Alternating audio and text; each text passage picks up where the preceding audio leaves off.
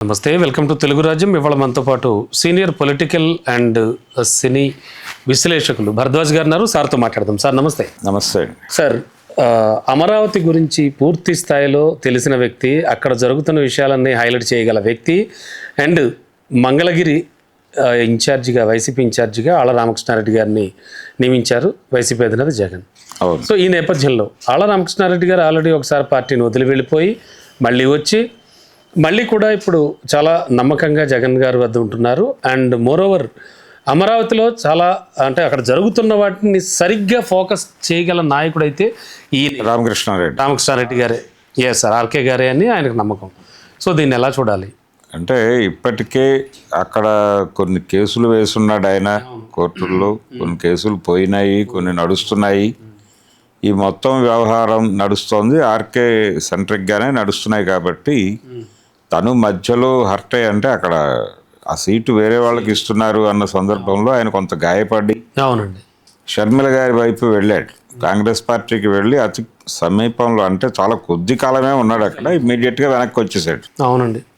వెనక్కి వచ్చేసి నేను ఒక తప్పు అవగాహనతో వెళ్ళాను అని కూడా ప్రజల ముందు క్షమాపణ చెప్పేసుకున్నాడు ఆయన. అవునండి. చేసుకుని వైసీపీతో కొనసాగుతాను అన్నాడు. ఇప్పుడు ఆయన్ని నిజానికి అక్కడ ఆ ప్రాంతంలో ఆయనకు కొంత పలుకుబడి ఉంది.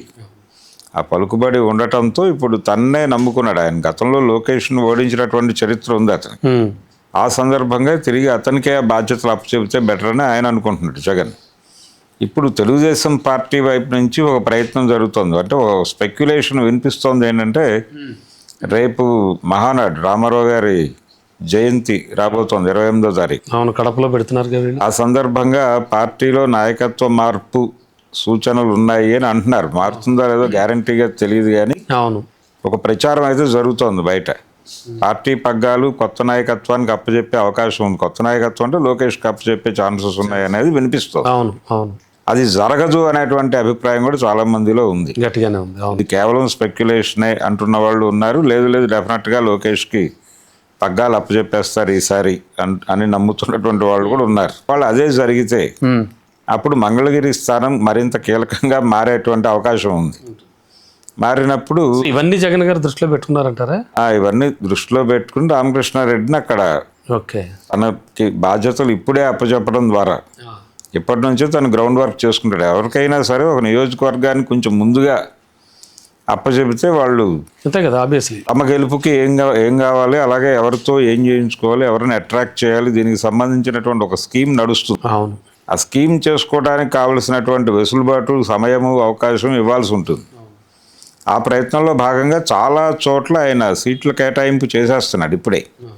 ఇంకా ఎన్నికలకు చాలా సమయం ఉంది. ఇప్పుడు వన్ ఇయర్ కూడా పూర్తిగా అలా కూటమి ప్రభుత్వం ఏర్పడి అయినప్పటికీ చాలా నియోజకవర్గాల్లో ఆయన అభ్యర్థుల్ని ఖాయపరిచి వారిని బాధ్యతల్లోకి దింపుతున్నాడు.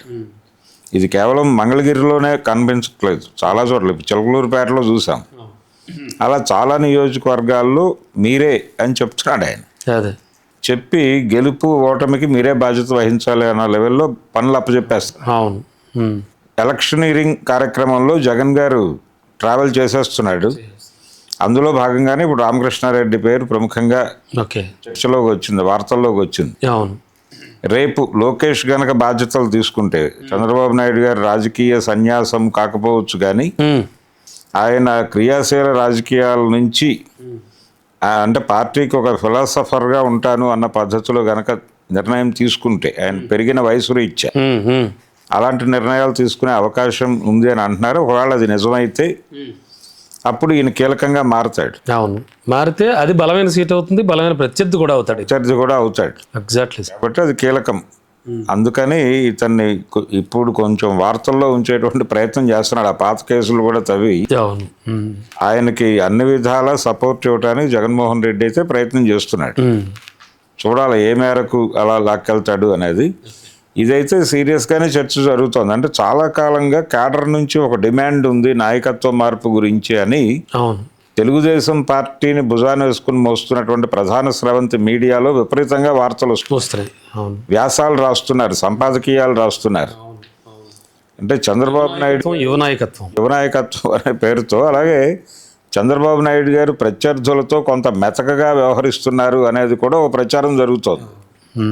వాళ్ళతో హార్ష్గా వ్యవహరించాలంటే ఖచ్చితంగా నాయకత్వ మార్పు జరిగి తీరాలి అని చెబుతూ ఎక్కడి దాకా వెళ్ళారంటే పర్టికులర్గా కొన్ని పత్రికల్లో రాస్తున్నటువంటి వ్యాసాల నుంచి మాట్లాడుతున్నాను.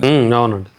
ఆ వ్యాసాల్లో దానిలో ఒక అభిప్రాయాన్ని ప్రకటించాడు ఒక ఎన్ఆర్ఐ రచయిత. ఆయన ఏమంటాడంటే, పార్టీని కాపాడుకోవడం కోసం వ్యవస్థాపక అధ్యక్షుడితోనే యుద్ధం చేసిన చరిత్ర ఉంది మనకి అని చెప్పి. సో ఇది పెద్ద చిన్న విషయమే కదా, పెద్ద విషయం కాదు, ఇది పెద్ద విషయం కాదు అన్న తోలు రాశాడు ఆయన. అవునండి. కాబట్టి లోపల అంతర్మథనం జరుగుతోంది, ఇదంతా స్కీమ్లో భాగంగా జరుగుతోంది అంటున్న వాళ్ళు ఉన్నారు. అవును. లోకేష్కి పగ్గాలు అప్పచెబితే ఏం జరుగుతుంది, అది ప్రమాదమా కాదా, మంచి జరుగుతుందా చెడు జరుగుతుందా అంటే చెడు జరుగుతుంది అనే వాళ్ళు కూడా ఉన్నారు. అవును. ఆ పార్టీలోనే ఉన్నారు. ఆ రెండు అభిప్రాయాల మధ్య ఘర్షణ జరుగుతోంది. ఇప్పుడు 28వ తారీఖు ఏం జరగబోతుంది అనేది ఇప్పుడు చాలా కీలకంగా మారింది. ఆసక్తికరమైన చర్చ అయితే నడుస్తోంది. రామారావు గారి జయంతి సందర్భంగా ఏం జరగబోతోంది తెలుగుదేశంలో అనేది ఇప్పుడు ఒక సీరియస్ క్యాంపెయిన్. అక్కడ గనక లోకేష్కి బాధ్యతలు అప్పచెప్తే రామకృష్ణారెడ్డి అనివార్యంగా కీలకమైన వ్యక్తిగా మారిపోతాడు. అంతే కదా సార్, ఖచ్చితంగా అంతే. సో అప్పుడు మీన్స్ ఇప్పుడున్నటువంటి బలం కానీ ఇప్పుడున్నటువంటి పరిస్థితులు కానీ తీసుకుంటే కనుక, అంటే ఇప్పటి కాలమాన పరిస్థితులను ఆధారంగా చూస్తే ఆళ్ళ రామకృష్ణారెడ్డి గారు ఆ స్థాయిలో, అంటే ఆల్రెడీ ఫోర్స్గా పరిపాలనలో ఉన్నటువంటి ఈ కూటమి ప్రభుత్వంలో కీలకమైన నేత అయినా, మీరు చెప్పినట్టు 28 ఏమైనా మార్పులు జరుపులు జరిగితే మరి లోకేష్ ఢీకొనగలరంటారా ఆయన? పర్వాలేదా? అంటే పార్టీ పూర్తి స్థాయిలో లోకేష్ వెనకాల నిలబడుతుంది. అప్పుడు దాన్ని ఎదుర్కోగలిగినటువంటి వ్యక్తిగా, లోకల్ స్టాండ్ ఉన్నటువంటి వాడిగా రామకృష్ణారెడ్డి కూడా తన్ని తాను ప్రూవ్ చేసుకోవాల్సిన అవసరం. జగన్ గారు డెసిషన్ కరెక్టే. అంటే ఇది పర్సనల్ లెవెల్లో ఛాలెంజ్ ఆయనకి, అవునంతే, రామకృష్ణారెడ్డికి. ఆ ఛాలెంజ్ తీసుకుంటాడు కాబట్టి గెలుస్తాడు అనేది కాన్ఫిడెన్స్ జగన్మోహన్ రెడ్డి. నేను ఇవ్వాల్సిన సపోర్ట్ నేను పూర్తి స్థాయిలో ఇస్తాను, నువ్వు కాన్సన్ట్రేట్ చేసి గెలువు అంతే అనే ప్రోగ్రామ్. అందుకని 4 ఏళ్ల ముందే అనౌన్స్ చేస్తాను. నీకు 4 ఏళ్ల టైం ఉంది. అవును, టైం ఉంది, అన్ని రకాల వనరులు ఉన్నాయి నీకు, నువ్వు రెచ్చిపో, నువ్వు ఆ పనిలో ఉండని చెప్తున్నాడు. మిగతా నియోజకవర్గాల మీద కూడా అలాగే దృష్టి పెడితే బాగుంటుంది. ఆల్రెడీ పెడుతున్నాడు ఆయన, ఆల్రెడీ పెడుతున్నాడు చాలా.